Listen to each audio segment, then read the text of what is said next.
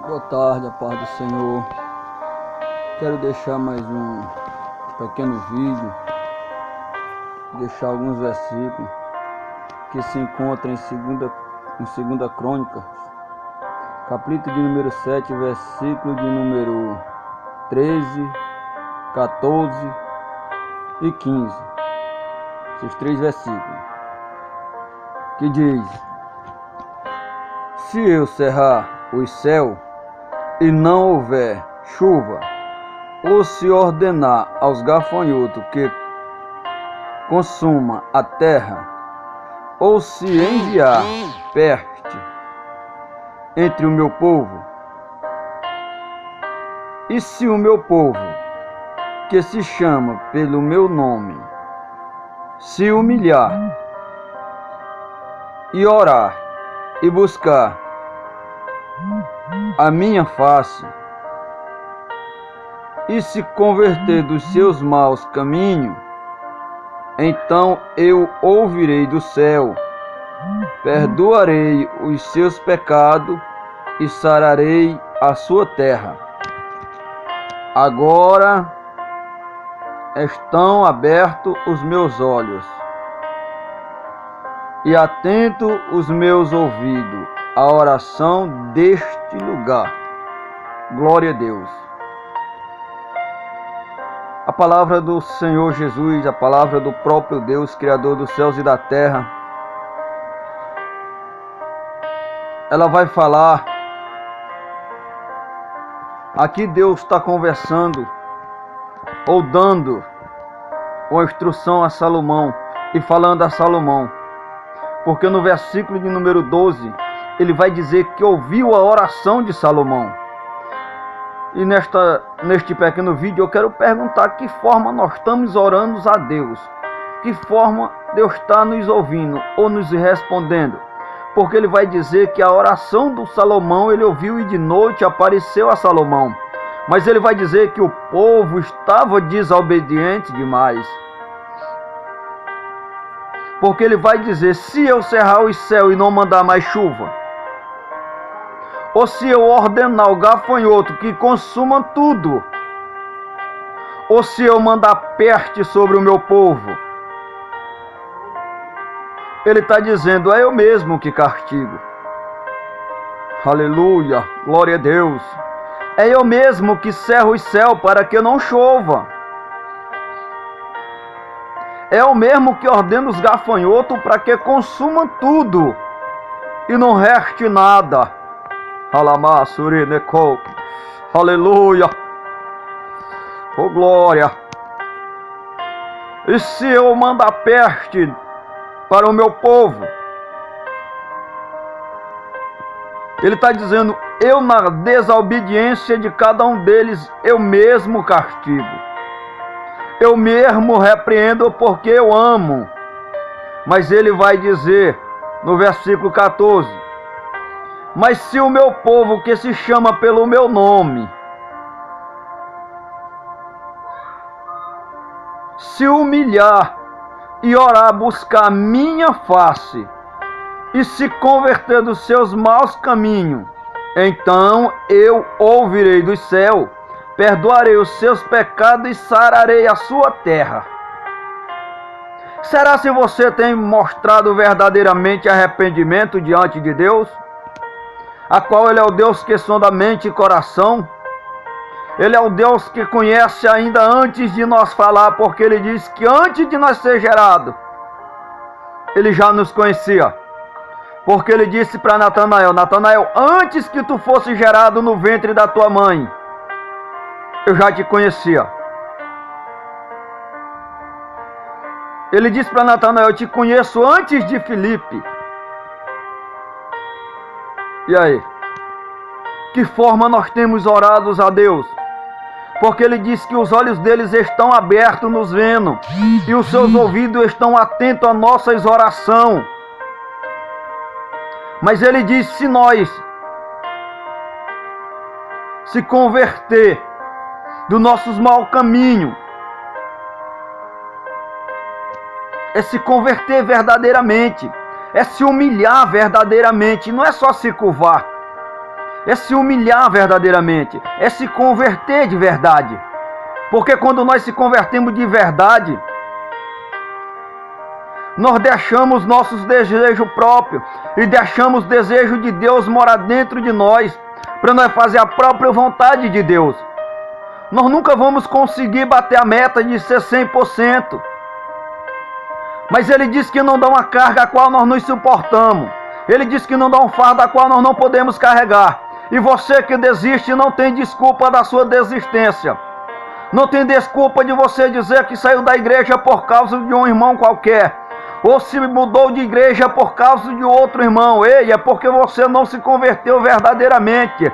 Jesus, quando veio, ele sabia que ia ser perseguido, ele sabia que ia ser apedrejado, ele sabia que ia ser cuspido na cara, ele sabia que ia carregar um madeiro, ele sabia que ia ser cravado na cruz com aquele escravo, por causa das minhas falhas e das suas, porque não se convertemos verdadeiramente, não se arrependemos verdadeiramente dos nossos pecados, porque quando nós se arrependemos dos nossos pecados, deixamos de praticar ele.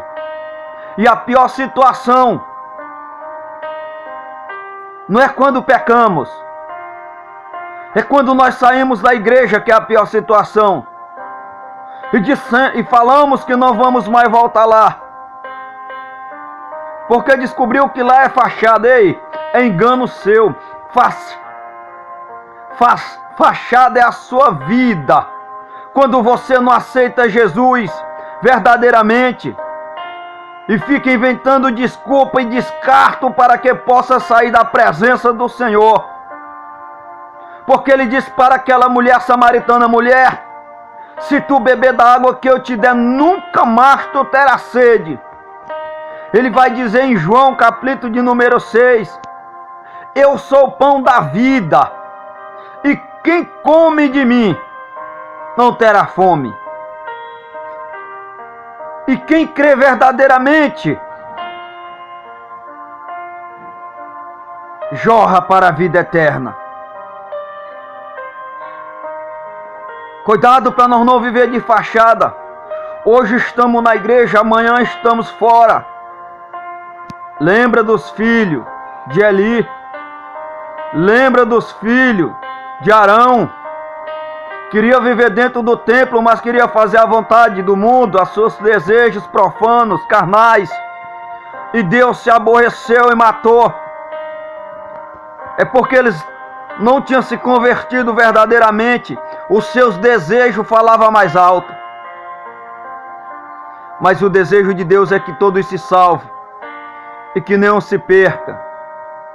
E ele está dizendo no versículo de número 15: agora estarão abertos os meus olhos e atentos os meus ouvidos à oração deste lugar.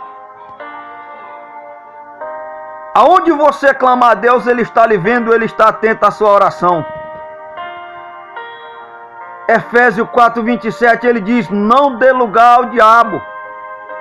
Quando nós prosseguimos nessa leitura de Efésios, ele vai dizer: porque o que roubava, não rouba mais. Isso é quando se converte verdadeiramente. Aquele que mentia, não mente mais. Aquele que adulterava, não adultera mais. Aquele que se prostituía, não se prostitui mais. Sabe o que é isso? É verdadeiro arrependimento. É uma verdadeira convenção em Cristo Jesus. Por que que os discípulos eram perseguidos? Por que que eles eram apedrejados? Por que que os mártires foram mortos? É porque eles eram verdadeiramente convertidos em Cristo.